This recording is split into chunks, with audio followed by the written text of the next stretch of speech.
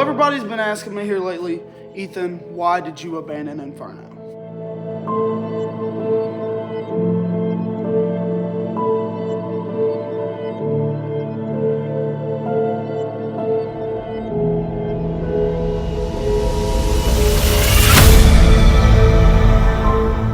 And the answer is really, it's just going to be a very blunt statement.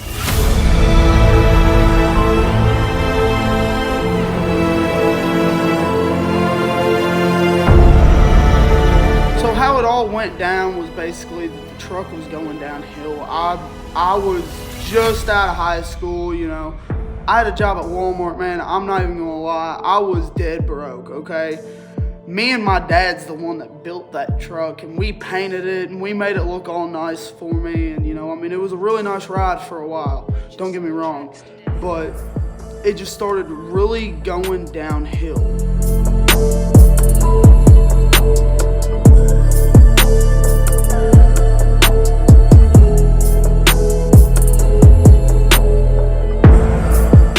So the reason why everything went downhill with this truck was because of just like little odds and ends. Like it was just like nitpick stuff, and it wasn't very reliable for a person with a age of 18 like me and needs to get to work and, you know, all this and that, and, you know, I mean, it just really wasn't a reliable vehicle at the time. It was more of a toy than anything.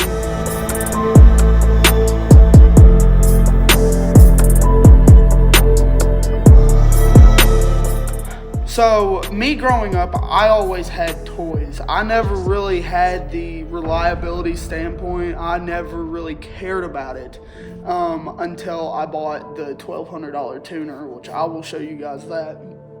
But I never thought about reliability whenever it came down to, hey Ethan, what do you want for your first vehicle?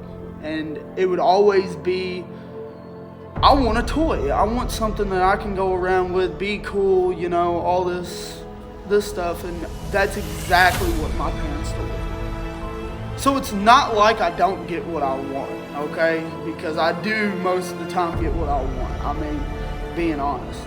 But it really ain't about it ain't really about the needs and wants, really. But what's funny is that I wanted this truck, and then it just really just bit me in the ass. So basically what went wrong with the truck was that, you know, we've put in like 3 transmissions in this truck behind the scenes. Like, I mean, this thing, 8 transmissions. It would do burnouts on 35s. Like, that was pretty impressive for, you know, what we built it for. We wasn't trying to go with like a pure performance build on this truck, but we were trying to keep it, you know, a pretty nasty, raspy truck at the same time. And, you know, something totally unique from everybody in Kentucky. So me and my dad, we just really wanted, you know, something, you know, very unique that I could call my own, that I could work on. I didn't think that it was going to turn into a $6,000 money pit after a year and a half of driving it. So not only have we put 3 transmissions in it, but we've sat there and we've spent like countless hours, me and my electrician, and I have spent probably over $1,000 just on wiring itself, just to patch the wiring. Just have my guy come out here and go, okay, I need this done real quick so I can get to work. And he would patch it up for me. And then it would break again. And then it gets patched up again. And then it breaks again. And like, it was just, you know, a constant, you know, thing going on. So the wiring really started to decay at this point where, you know, all the wires were just, you know, just rotted, and, you know, they just were just bad. And we started sitting there chasing down grounds and all that, because thing is it would catch on fire through wires, and it was bad. Like, I mean, this thing was a death trap.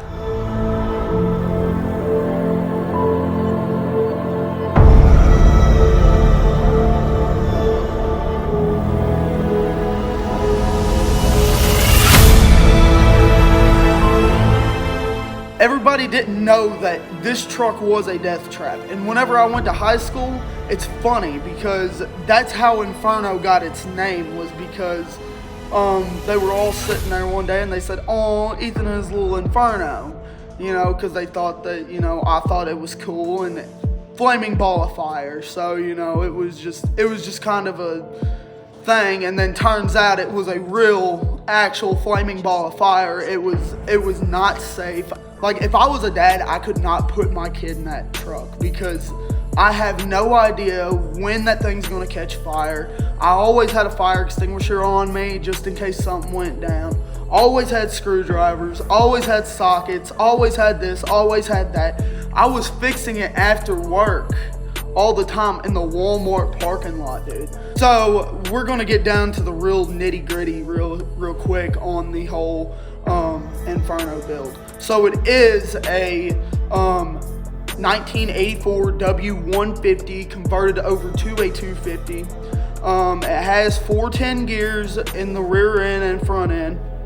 The motor that it has in it is a 5.9 liter 360 with a Holley 650, and it's also linked up with a A727 transmission. So that is supposed to be the bulletproof transmission, but we've already put like 3 in those, so you know, it really doesn't hold up to its name as I thought it would.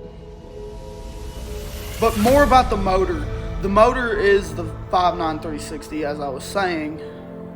So it is the 360. It has the Holley 650 carburetor. It has the Eldebrock street intake on it. It has HP ported heads, and then it has stock lifters and stock valves in it. It's nothing, you know.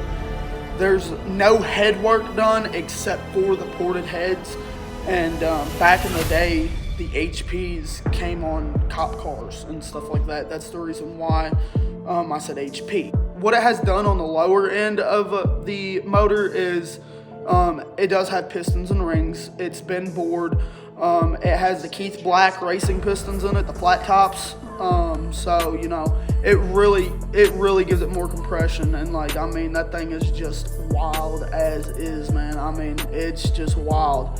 And then the crank, we took it all apart, and turns out this motor was a 70s model 360. It was like we only paid like $200 for this thing, and then turns out it had that steel crank in it. So like we were jumping all up and down, me and Dad was, whenever we saw that steel crank, because like those steel cranks are hard to break, and that's kind of, you know, what we were looking for.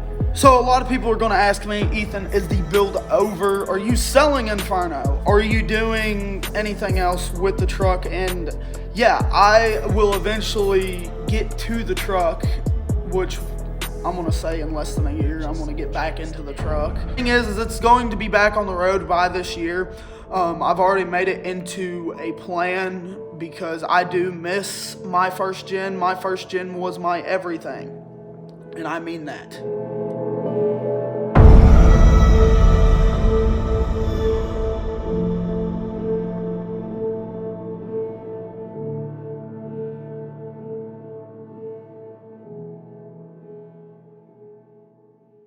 Don't get me wrong, love this truck. Love it to death. Has a lot of problems, but we're gonna sit there, we're gonna put a new trans in it. We're gonna put the overdrive trans in it. And I know that I'm going to get a lot of hate from these people whenever I say that I'm going to put the overdrive trans in it, the 46RH. Oh, you're going to put that 46RH in it and that's going to blow up in a year. Well, let me just tell you something, bud.